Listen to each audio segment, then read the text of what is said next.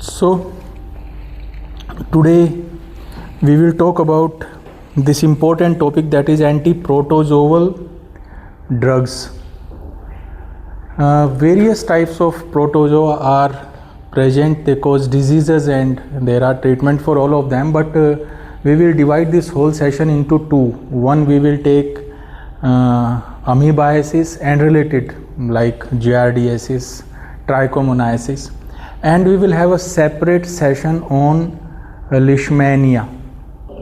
So we will talk in this session about amoebiasis. Amoebiasis, if we see, it is an endemic disease. Huge population of not only India but all over the world is infected by this organism that actually is found in symbiosis with anaerobes in the colon, and it may not create a symptomatic disease like dysentery, but it is present in the colon, and we can say that cyst passers, they just keep passing the cyst without any disease in the host. So this is found in a large population. When it start creating problem, that is in the form of dysentery and extra-intestinal problems also. So what we see basically, the cyst is ingested by the host and then the trophozoite comes out. This trophozoite may remain on the mucosa of the colon and keep multiplying without causing any problem. But sometimes what happens, this will invade the mucosal membrane and will cause what we say colonic ulcers. This will lead to what we say, typically what we see is dysentery, typical with blood with mucus. Dysentery is seen. If it comes out of the lumen, if it comes out of the mucous membrane also and enters in the blood circulation, then most of it is trapped in the liver. There it causes the ulcer, that is amoebic liver abscess. And if it goes beyond that, then even in lungs, in spleen, in brain, everywhere we can see the amoebic lesions, but they are very rare. Most of the times what we see is mild or severe dysentery and amoebic liver abscess. They are most common manifestations of this disease. So we can see now that it can remain in the lumen and only person remain asymptomatic, but they will keep infecting the other people and it can cause disease. So whenever we are treating, suppose the dysentery has occurred, whenever we are treating, we should not only treat the tissues, we should also treat the lumen where it is invariably present. We should always remember that if we are having extra-intestinal amoebiasis, that means we have luminal amoebiasis. Extra-intestinal cannot occur without luminal amoebiasis. If we see the treatment history, this type of dysentery is known since hundreds of years, and actually we can trace back to up to 17th century when this Ipecacuanha, Syphilis ipecacuanha was used for dysentery. But this was in somewhere in 1912 that the active principle, that was ipecac, this was extracted and this was used. And then came emetin dihydroemetin in 1960 or somewhere, and they were very commonly used. This was followed by 8-hydroxyquinolines, and they became very popular if you see in 70s.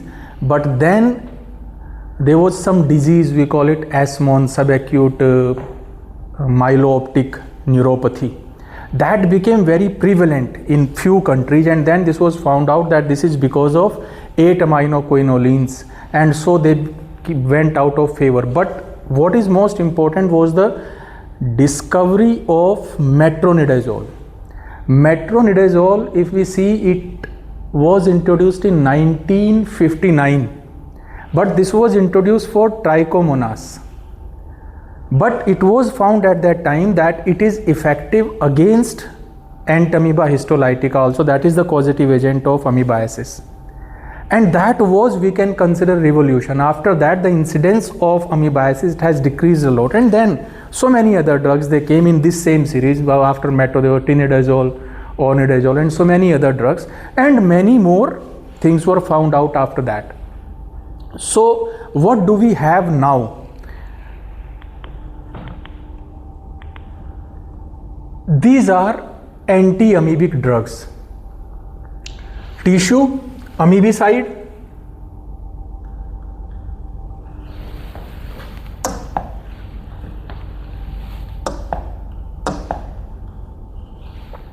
tissue amoebicides means which will act on the trophozoites which are present in the tissue you have invaded. And in tissue amoebicides we have for intestinal and extra-intestinal amoebiasis both, and specifically for extra-intestinal amoebiasis, there we have chloroquine. Actually, chloroquine was used for amoebic liver abscess before the introduction of metronidazole.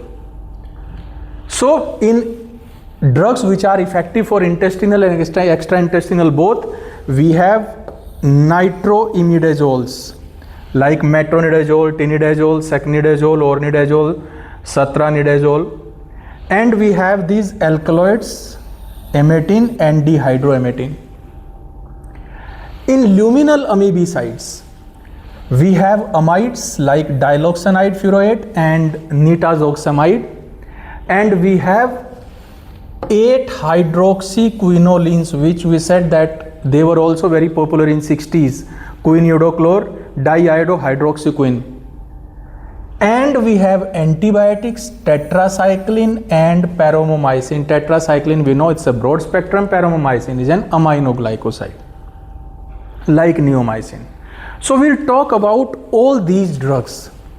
That is why actually we had a separate session. We are planning to have a separate session on leishmaniasis, because this becomes a very lengthy session. Metronidazole, see this structure. If we, very simple,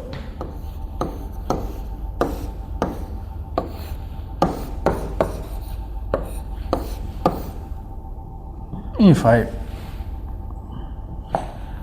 will draw this on this side.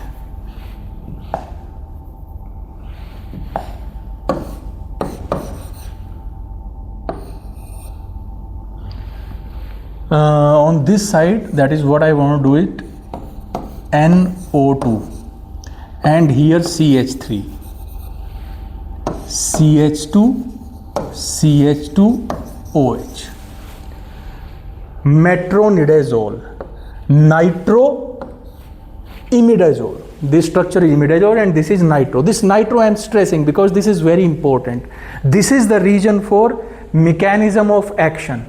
If we see the mechanism, this is comparison. This is tinidazole and this is ornidazole. So what we see in tinidazole, SO2 is there. Rest of it is same. This is CH2, this is CH2, this is CH2. So there is extra SO2. And here in ornidazole, this chloride. Rest is CH2, OH, CH2, Cl. So rest of it, see this. This is important. This is required for mechanism of action, this NO2. So it is a small uncharged molecule that easily penetrates the types of cells, all types of cells, via passive diffusion. So this is lipid soluble compound. Intracellular reduction inside the cell, the drug is biochemically activated. This activation requires a low redox potential environment, which is unique to obligate anaerobes and microaerophilic parasites. This is the characteristic of metronidazole. Remember, metronidazole we are talking in anti-protozoals, but metronidazole basically is an important antibacterial drug. It's not only anti-protozoal, this is very important drug for anaerobes and microaerophilic parasites both. Intracellular electron transport proteins ferredoxin and flavodoxin transfer electrons to metronidazole nitro group. Remember this. See this. So ferredoxin and flavodoxin, these are basically proteins of a process which causes synthesis or transfer of electrons in these anaerobes. Remember, these anaerobes, they do not have oxidative cycles. So these are the important part. These proteins are important part of for survival of these anaerobic organism.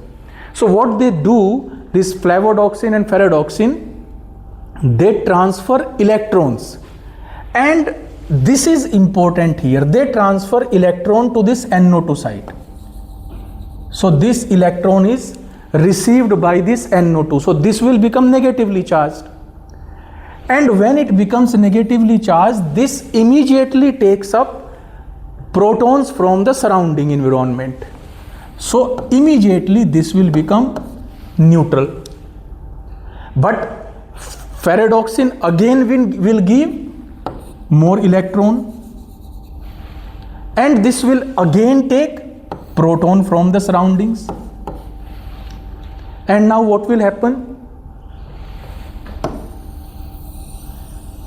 H2O, this will separate, and what will remain is this nitroso group. And this whole process, what is it creating? These are creating intermediates. 1 electron transfer, 2 electron transfer, and then ultimately nitroso groups are formed.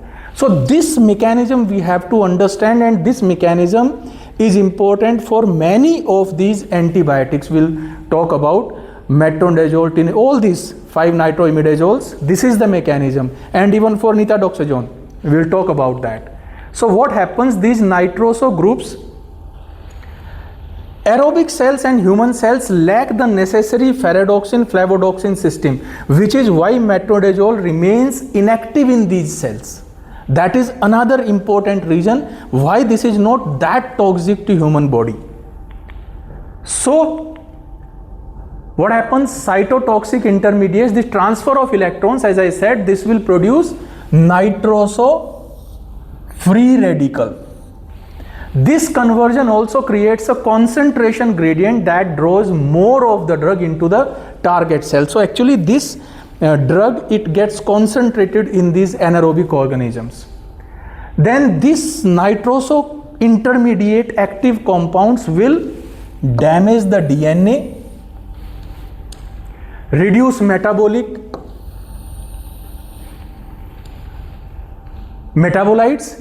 interact directly with the helical structure of the pathogen's DNA. They cause DNA strand breakage, inhibit further nucleic acid synthesis, and degrade biological macromolecules, which lead to rapid cell death. So this mechanism we have to understand very carefully. This is effective in many of these antimicrobials. See, I was saying that this is not only parasites against which it is effective. This is the spectrum, huge spectrum, broad spectrum actually we can call it. Anaerobic gram-negative bacilli, highly effective against bacteroids, fragilis, Fusobacterium, Prevotella species. Anaerobic gram-positive covers Clostridium, including Clostridium difficile, Actinomyces, Eubacterium, all these are covered. Anaerobic cocci, Peptococcus, Peptostreptococcus, and Protozoa, highly specific in targeting parasites such as Trichomonas vaginalis. I said this was against this organism this was introduced. Giardia lamblia, formerly this was known as Giardia intestinalis. and Entamoeba histolytica. So this is effective against all of them.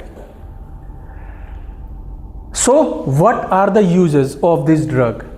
Bacterial infections. All anaerobic bacterial infections in the abdomen, skin, joints, respiratory tract, blood and heart lining, endocarditis, including endocarditis. So all of this is effective against all of them. Vaginal infections, commonly we call it bacterial vaginosis. This is the drug we have to give. Skin conditions, topical formulations are frequently used to treat the inflammatory regions of rosacea and infected skin ulcers. Surgical prophylaxis, administered before, during and after surgeries, especially colorectal procedures, to prevent postoperative infections. And for this purpose, what we do, 15 milligram per kg infused over 1 hour, followed by 7.5 milligram per kg every 6 hours till oral therapy with 400 to 800 3 times a day. Remember this regime, this is used in many conditions including amoebic liver abscess. So this is a general regime that is followed of metronidazole. Dental infections, like we said here also, dental infections are highly effective against infected gums, tooth decay and dental abscesses. Acute necrotizing ulcerative gingivitis, trench mouth we also call it. What is the causative organism? Entamoeba, fusobacteria, spirochetes and bacteroids. What we do? Metronidazole 2 to 400 milligram 3 times a day with amoxicillin, tetracycline or erythromycin for 5 to 7 days. So this is the regime for trench mouth. Another problem is pseudomembranous enterocolitis. What we do? 4 to 800 milligram 3 times a day for 10 to 14 days. For H. pylori, we all know we are giving it 400 milligram 3 times a day in combination, and naturally it has been replaced by tinidazole because that is to be given once a day. And in parasitic infections, protozoal infections, eradicates parasites such as Entamoeba, Giardia and Trichomoniasis. In Amoebiasis, though we have talked about the regimes in the end also, invasive dysentery 800 milligram 3 times a day, in children 30 to 50 milligram per kg per day for 7 to 10 days orally. Severe cases or liver abscess 500 milligram, that is 10 to 15 milligram per kg IV 8 hourly for 7 to 10 days. This is one regime. In between we can follow, like we can start with IV, after 5-6 days we can shift to oral. That is done. Does not eradicate cysts, so we have to use luminal amoebicides along with it. Giardiasis 400 milligram 3 times a day for 7 days or 2 gram per day for 3 days. For Trichomonas vaginalis 2 gram single dose or 400 milligram 3 times a day for 7 days. May be repeated after 4 to 6 weeks, and the partner should also be treated. This is tinidazole.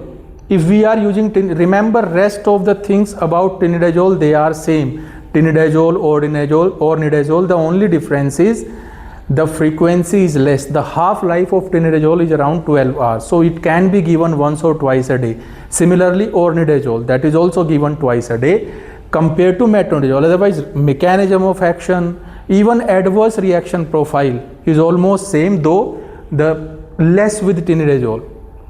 So what we do in tinidazole for intestinal amoebiasis, 2 gram once a day for 3 to 6 days or 0.6 gram twice daily for 5 to 10 days. Amoebic liver abscess 2 gram once a day for 3 to 6 days, same or 800 milligram in 400 ml infused over 1 hour every day till oral therapy. Anaerobic infections, we give 2 gram single dose prophylactic. 2 gram followed by 0.5 gram twice a day for 5 days is also followed. H. pylori 500 milligram twice daily for 1 to 2 weeks in triple combination that we have for H. pylori. So this is tinidazole. Amoebiasis. What this is basically, for amoebiasis, what should be the regime? 500 milligram twice daily for 5 to 10 days. Patients weighing over 60 kg, 1 gram twice daily for 3 days. We are talking about tinidazole. And for patients with severe amoebic dysentery and amoebic liver abscess, use the drug intravenously. Start with 0.5 to 1 gram, then maintain a dose of 500 milligram every 12 hours for 3 to 6 days. This is the regime for tinidazole. For giardia also, single dose of ornidazole, 1 gram or 1.5 gram for 1 to 2 days. Trichomoniasis, single dose of ornidazole, 1.5 gram, or divide a course of treatment for 5 days with a dose of 500 milligram twice daily.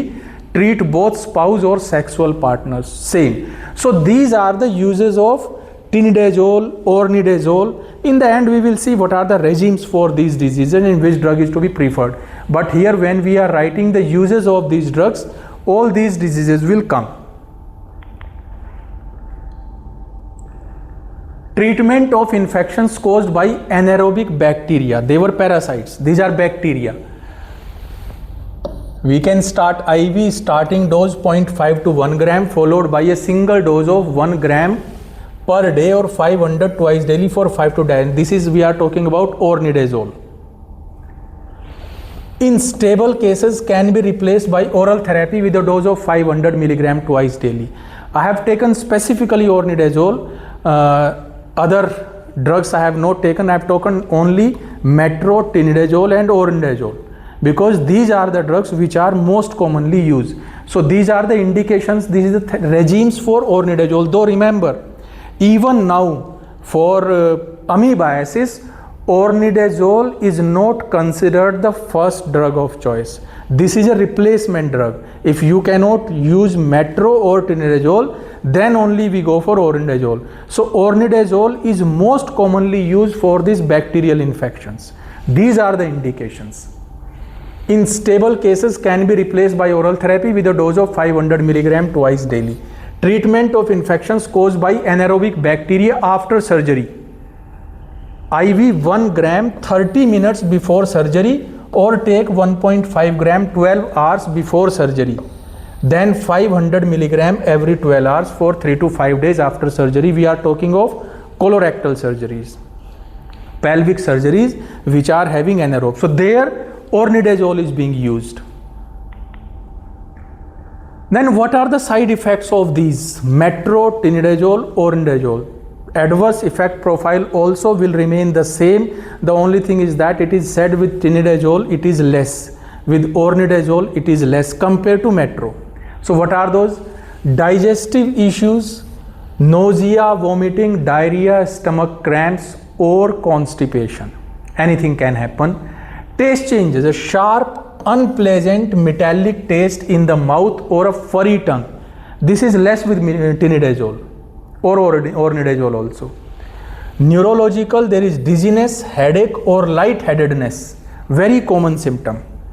And other is loss of appetite or dry mouth. Metronidazole, when we consume it, remember these taste change and lightheadedness like problems are very common. Almost everybody experiences these side effects. Alcohol reaction. Must avoid alcohol while taking metronidazole and for at least 3 days after the final dose. Combining them causes a severe reaction. We call it antabuse reaction.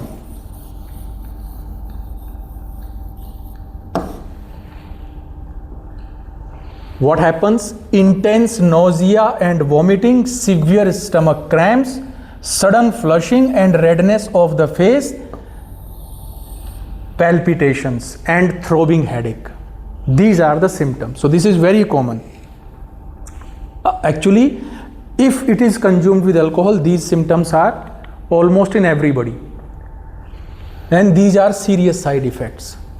Neuropathy, numbness, tingling, pain or a burning sensation in hands or feet.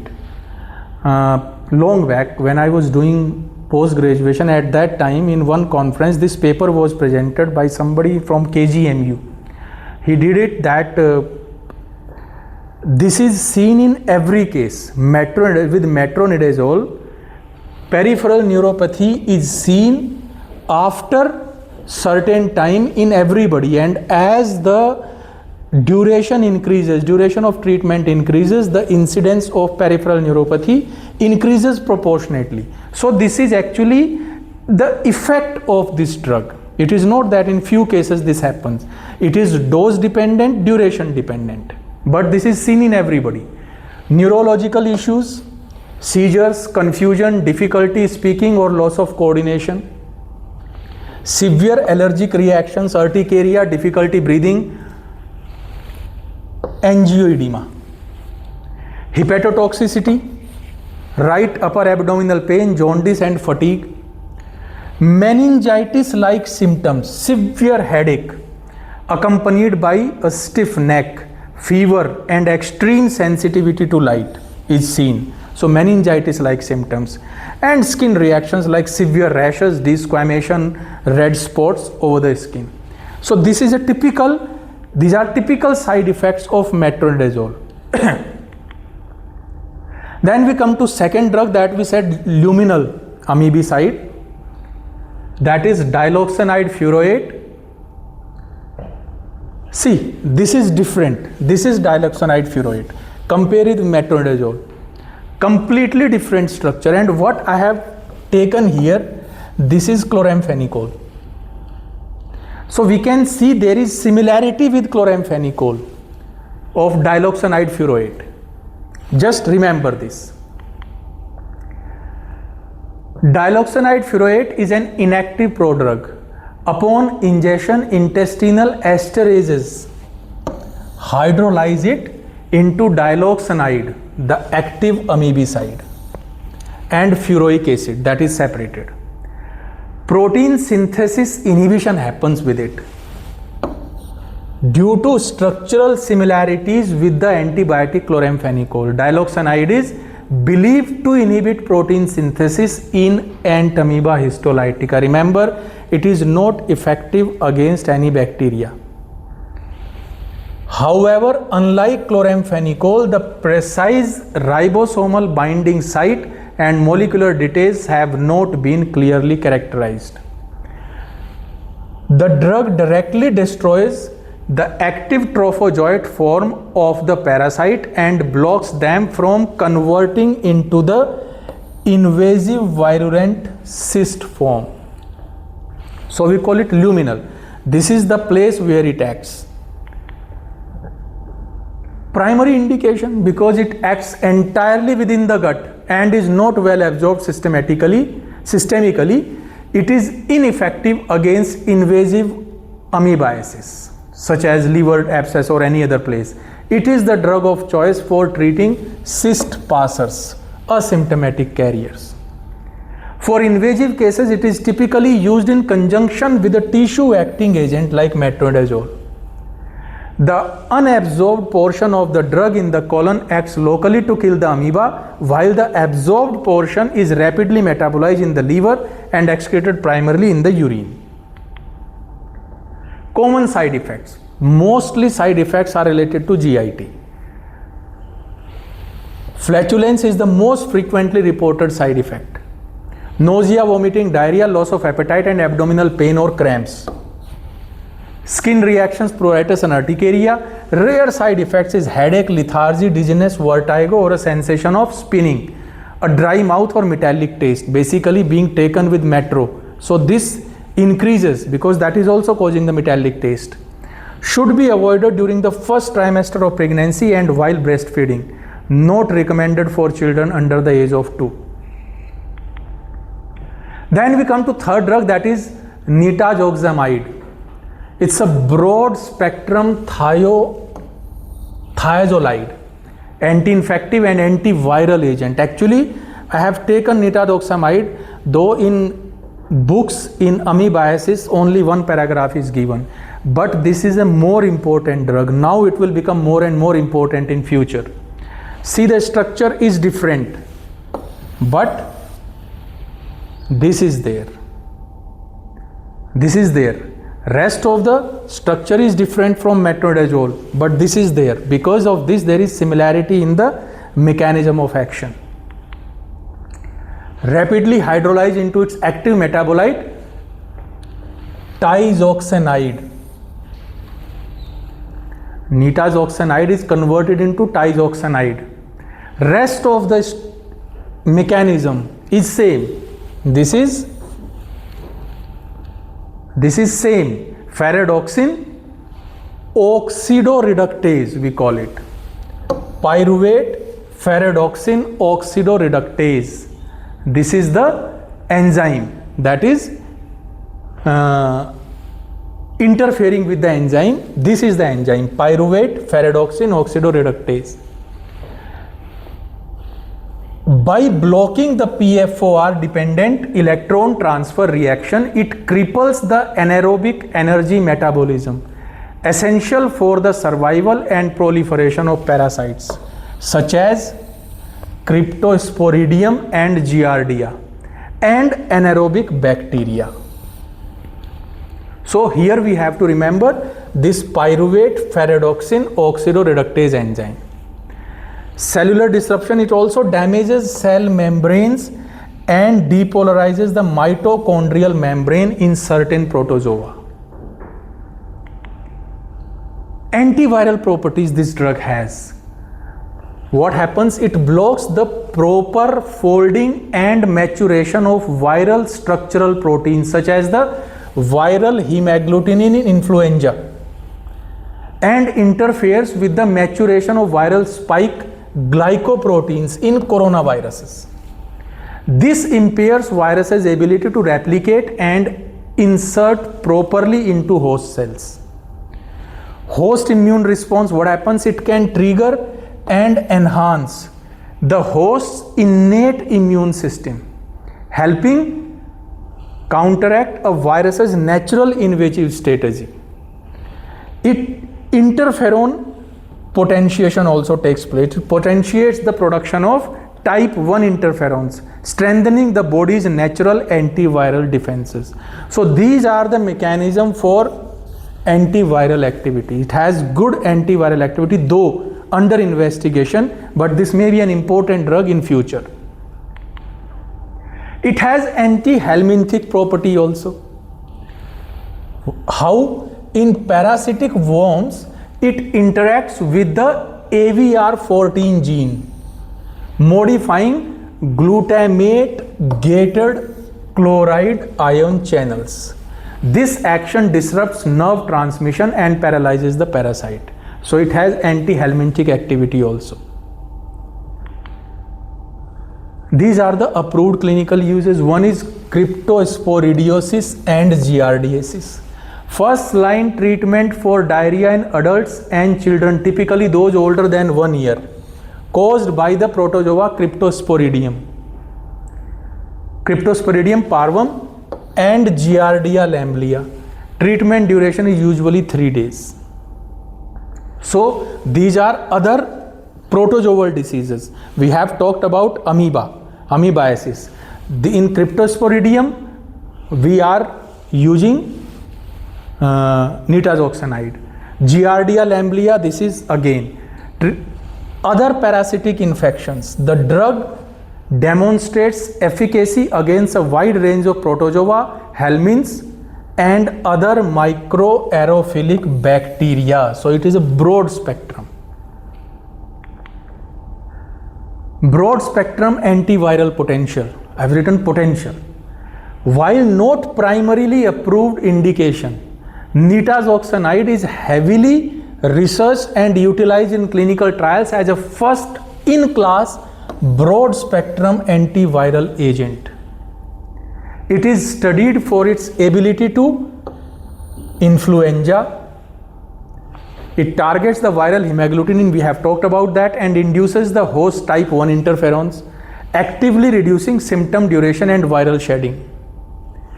Respiratory RNA viruses, it has shown preclinical promise against viral agents including rotavirus, hepatitis B, hepatitis C, and various coronaviruses. So this can be an important drug in future. That is why I have included that if somebody asks a short note, this is actually more than sufficient. Preclinical and emerging uses. Psoriasis. Recent preclinical research indicates that nitazoxanide can modulate metabolic mTOR pathways and suppress inflammatory responses in immune-mediated skin diseases like psoriasis. Antibacterial action studies highlights its effectiveness in stimulating host macrophage autophagy to fight Mycobacterium tuberculosis. So this drug has a lot of potential in future. Standard adult dose is 500 milligram taken orally every 12 hours with food for 3 days. Limitation: the tablets are generally not suitable for children under 12 years of age, and it has not been proven effective against Cryptosporidium in HIV infected or severely immunodeficient individuals. Common side effects are nausea, abdominal pain, headache, vomiting, diarrhea, GIT related side effects. Discolored urine, green or pale yellow, but it is not harmful. Like in case of rifampicin, we have seen it becomes orange colored. Here it becomes green or pale yellow, but it is harmless.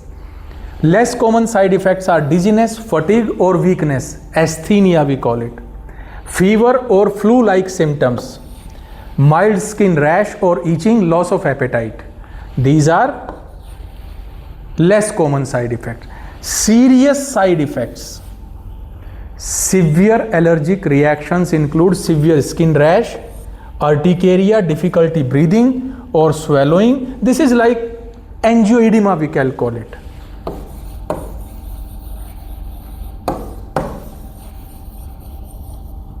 All these are symptoms of angioedema. Then we come to next drug, that is emetine and dihydroemetine. Alkaloid, toxic alkaloid derived from the ipecac root, Brazil root we call it. Historically used as a potent anti-protozoal agent. We have talked about. Due to its severe toxicity and narrow therapeutic window, it is now strictly an alternative medication for severe amoebiasis. This is emetine and this is dihydroemetine. Very less difference.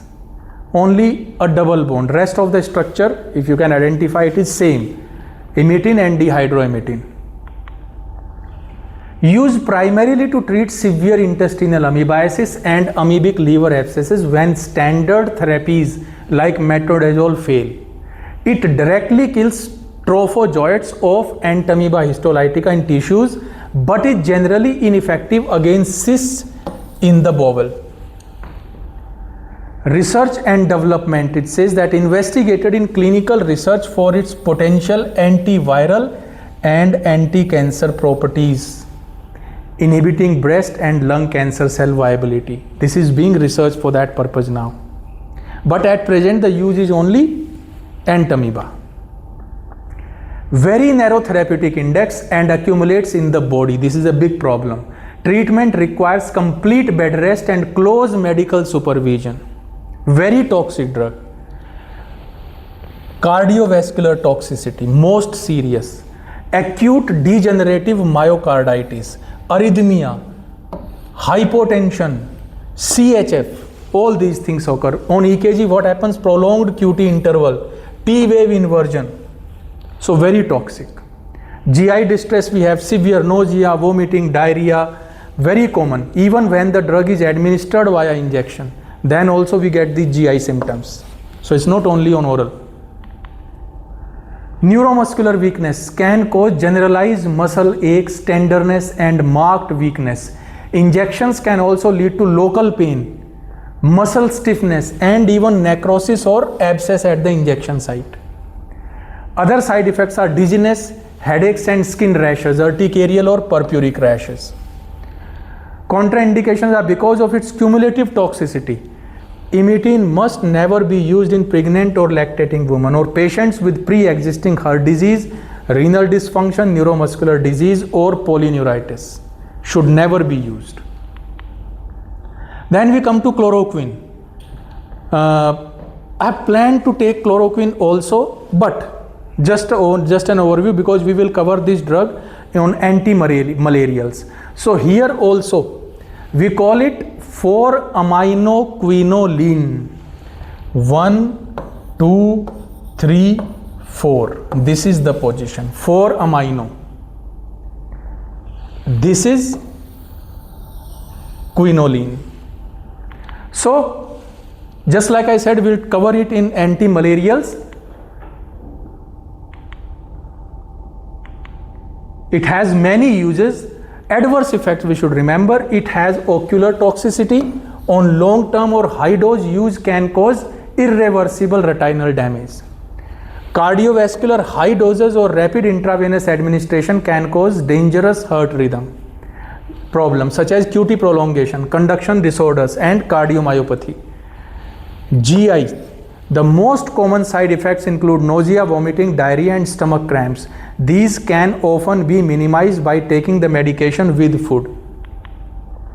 Neurological and psychiatric can cause headaches, dizziness, seizures and in severe cases psychiatric issues like hallucinations and psychosis. Dermatological may cause skin rashes, itching, photosensitivity and blue-gray pigmentation. Hematological can cause hemolytic anemia in individuals with D6PD deficiency. Remember, chloroquine also has a very broad spectrum. Recently, when we had this pandemic before some time, chloroquine was one of the drugs that was tested because this has such diverse mechanism of action that this can fit everywhere, and that is why actually if we see the uses, malaria is traditional use, amoebiasis is another use, but along with that if you see used off label for inflammatory conditions like rheumatoid arthritis, lupus erythematosus and juvenile idiopathic arthritis. They are actually not off label nowadays. It is commonly used as a disease modifying anti-rheumatic drug. This is classified under. So this has, and that is why this was tried in the pandemic. It was actually used. We don't know whether this was effective or not, but this was used in the coronavirus disease. This is hydroxyquinoline drugs, 8-hydroxyquinoline. Remember we talked about it that they were introduced in 60s and they became very popular. Versatile class of bicyclic compounds, famous for their metal chelating and antimicrobial properties. They are widely used as antiseptics, antifungals and antiprotozoals while serving as foundational structures for developing new treatments across oncology and neurology. See this I was talking about, 8-hydroxyquinoline, and what is this? One of the compounds is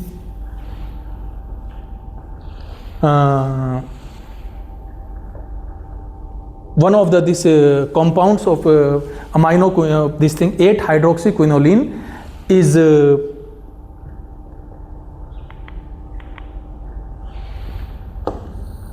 cleoquinol, 5-chloro-7-iodo, 5-chloro-7-iodo, and actually this is commonly known as quinidochlor, but very rarely nowadays we use this terminology cleoquinol. This is 5-chloro-7-iodo. Cloxyquin, 5-chloro-8-hydroxy, so there is no iodo in this, so that is cloxyquin. Nitroxoline, 5-nitro-8-hydroxy, so rather than 5-chloro, this is 5-nitro. So these are 3 drugs we have taken that they are used. Nitroxoline is primarily used as urinary antiseptic, targets bacteria such as E. coli and Pseudomonas, also being researched for anti-tumor potential. So nitroxoline, this is cleoquinol or iodochlor, clinically utilized as topical antifungal and antibacterial agent, historically used as an oral antidiarrheal. It was heavily restricted in many regions due to neurobiological side effects, but has inspired neuroprotective drug developers. See, I was talking about that asmon, subacute myeloneuritis, but now it is being researched for its neuroprotective drug. Cloxyquine, primarily used as a veterinary antibacterial agent or topical antiseptic with low human toxicity and high pathogen selectivity. Remember, they are metal chelators. 8-hydroxyquinoline uses its nitrogen atom and phenolic oxygen atom to bind with essential heavy metals and trace ions such as copper, zinc and iron. Here I have specifically written that quinidochlor acts by chelating ferric ions. Antimicrobial and anti-cancer, by sequestering these metals, it acts as a metalloenzyme inhibitor and ionophore, disrupting DNA replication and cellular respiration. It also transports toxic metal concentrations into targeted cells, generating reactive oxygen species ROS. Antioxidant and stabilizer, in chemical and biochemical processes, it retards the formation of quinones, products of phenol oxidation, and acts as a partial inhibitor of RNase. So these are the uses of, again, I have taken them because they are under development for their anti-tumor activity also. And this is the mechanism of action we should remember. They are chelators of iron. What are the uses? Highly effective at treating bacterial, gram-positive and fungal infections. Some, like derivatives of 8-hydroxyquinoline, acts as anti-protozoals. Neurodegenerative diseases, because they regulate metal imbalances in the brain, researchers study them as therapeutic agents for neurodegenerative conditions like Alzheimer's disease and Parkinson's disease. Oncology, the ability of 8-hydroxyquinoline complexes to generate reactive oxygen species that we have talked about and causes apoptosis, programmed cell death, makes them highly investigated as potential anti-cancer drugs. So at present they do not have many uses, but there is potential. Primary medical uses, parasites and intestinal infections. They treat amoebiasis, amoebic dysentery, giardiasis and worm infestations in the gut. Vaginal infections, manages trichomoniasis vaginitis, a sexually transmitted disease. Diarrhea, helps reduce bowel evacuation and restore gut health when caused by specific bacteria or protozoal pathogens. Fungal skin conditions, applied topically to treat dermatophyte skin infections such as athlete's foot, tinea pedis, ringworm and jock itch, that is tinea cruris. So these are the indications of these 8-hydroxyquinolines. Toxicity, it is toxic if swallowed. High doses in animal studies have been linked to damage in the liver, kidney and central nervous system. Contact irritation can cause serious eye damage and allergic skin reactions upon direct contact. Reproductive concerns, potential developmental and reproductive toxicity have been noted in animal studies, and it carries hazard warning about potential damage to the unborn child. Neurological risk, historically derivatives like cleoquinol, iodochlorohydroxyquine were pulled from oral use due to links with severe neurological conditions. Then we come to this is paromomycin. See the structure. This is an aminoglycoside. Just have a look. There is amino and hydroxyl group everywhere. So they are aminoglycosides. They are used to treat parasitic infections of the intestine. For example, amoebiasis, giardiasis, tapeworms. Because it is poorly absorbed by the gut, it is highly effective at killing parasites locally in the stomach and bowels without causing severe systemic toxicity. So it is like neomycin, not absorbed, acts locally in the GIT. Mechanism of action, the same mechanism as of aminoglycosides, binds to the A site of the 16S RNA, stabilizing the ribosomal complex and altering its structure. This interferes with the ribosome's ability to verify the correct pairing between codons on the mRNA and anticodons on the tRNA. That is what happens after the initiation complex is formed. The tRNA along with amino acid keeps coming and binding to the mRNA. It is like these are the RNA and these are the ribosomes and this is the mRNA. So this tRNA, it keeps coming and binding and delivering amino acids in a sequence. So there is this recognition of which amino acid will come now. This is done between mRNA and tRNA. We call it codon and anticodon. So this mismatch is done by this. As a result, the ribosome incorporates the wrong amino acids, generating defective non-functional proteins that are toxic to the microorganism.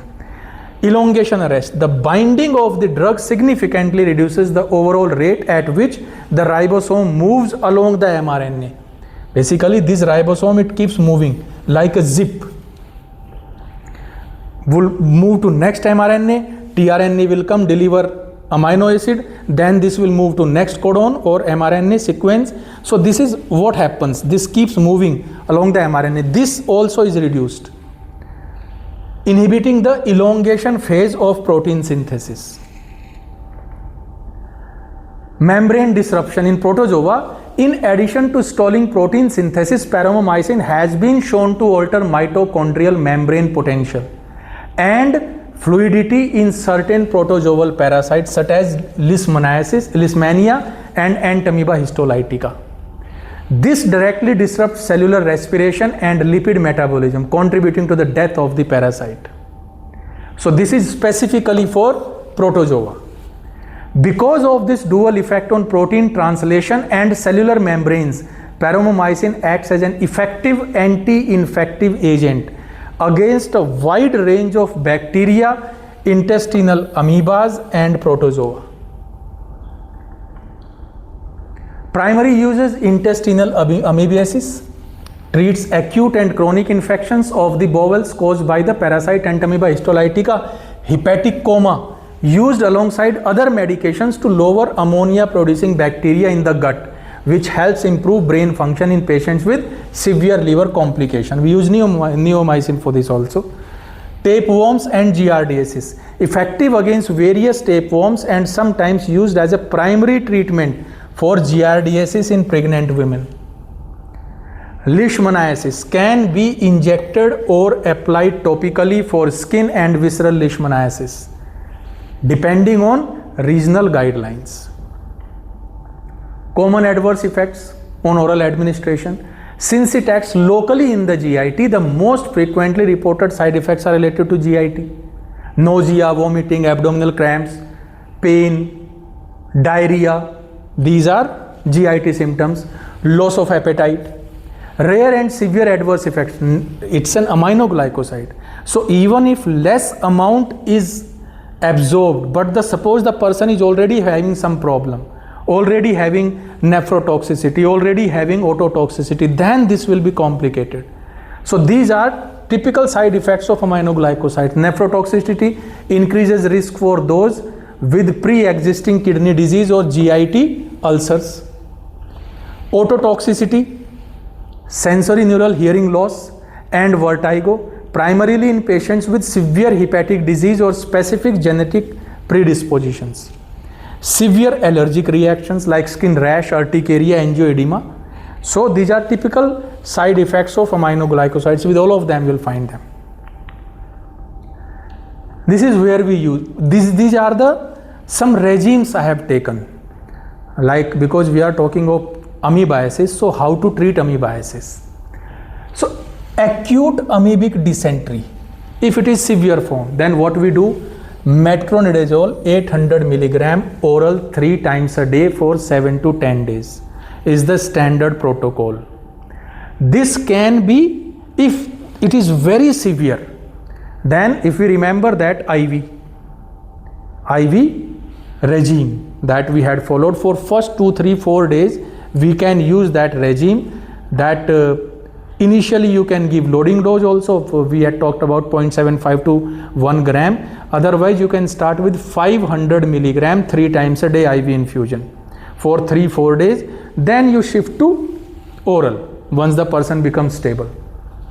Or tinidazole 2 gram oral daily for 4 to 6 days. Or ornidazole 1 gram twice daily for 3 days. Or secnidazole 0.5 gram 3 times a day for 5 days. Any of these for acute amoebic dysentery. Luminal amoebicide, this alone is not effective. We have talked about if the person have had tissue damage because of amoebiasis, then it means luminal trophozoites are there. We have to eradicate them. So what we do? Luminal amoebicide, diloxanide furoate 500 milligram 3 times a day for 5 to 10 days. Or quinidochlor 500 milligram oral 3 times a day for 7 to 14 days. Or iodoquinol 650 milligram oral 3 times a day for 7 to 10 days.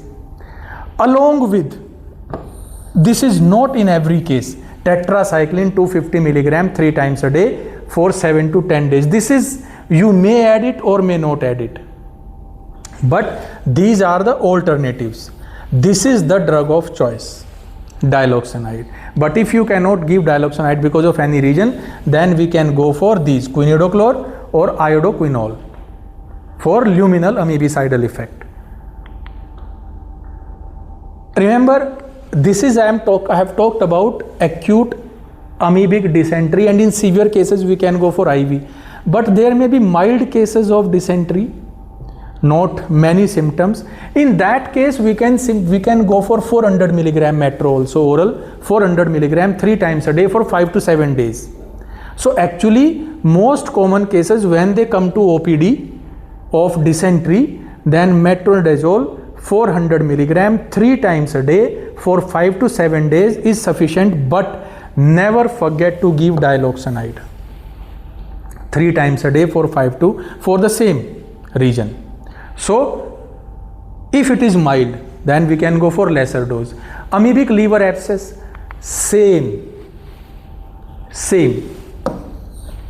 There is no difference, though in the books it is given differently, but it is same. Just like we treat severe amoebic dysentery, similarly what happens in amoebic liver abscess, what is most important is to drain that abscess with high bore needle, thick bore needle we have to take, and we have to drain it. Sometimes we infuse, we administer the metronidazole in the abscess directly also, but otherwise we have to use this regime. Or as I told you, we can go for initially IV for 4, 5, 6, 7 days depending on the condition of the patient, and then followed by this oral.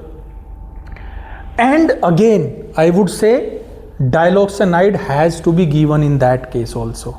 We cannot treat the abscess without diloxanide or any luminal amoebicide. So that is the regime. These are, if we cannot use metro, then we can go for this drug also, emetine or dihydroemetine 60 milligram intramuscular or subcutaneous for 8 to 10 days. Or chloroquine 600 milligram base, I am talking about, oral daily for 2 days followed by 300 milligram daily for 2 to 3 weeks. This is specific for amoebic liver abscess. Actually we have seen Chloroquine is indicated for extra-intestinal amoebiasis only. It is not used for intestinal amoebiasis. Along with luminal amoebicide, but again remember, this is not the first line treatment. If because of any reason you cannot give nitroimidazoles, metronidazole or ordinazole, if you cannot give them, then we can go for this regime. Otherwise, that is the regime of choice. For giardiasis, what do we get in giardiasis? Giardiasis, there is greasy, frothy, foul-smelling stools, but remember, there is no blood. There is greasy, frothy, foul-smelling, but there is no blood. What we give? Metro or nitazoxamide or quinidochlor or furazolidone. We have not covered this, and imidazole antibiotic. We have not talked about it, but metro, nitazoxanide and quinidochlor, the doses that we have already talked. This is the drug. Trichomoniasis, there is vulvovaginitis, metro or tinidazole or secnidazole, just like the same we have talked about in amoebiasis, same. These are the drugs which are given intravaginally. Diiodohydroxyquine 200 mg to be inserted at bedtime. Quinidochlor 200 mg, again you can insert at bedtime. Povidone iodine 400 mg, and all these are to be given for 2 weeks. Remember, here we have talked of these are the drugs you should never forget, and these are the regimes you go for. Whenever I have said metro, all these are alternatives. They are equally effective. There is no difference between metro or tinidazole or secnidazole or ordinazole. So in the cases like here, I have said metro. That means you can go for tinidazole also, you can go for ordinazole also, and rest of them that is there. So these are alternatives for all this. So this is about amoebiasis. In the next one, we will talk about leishmaniasis.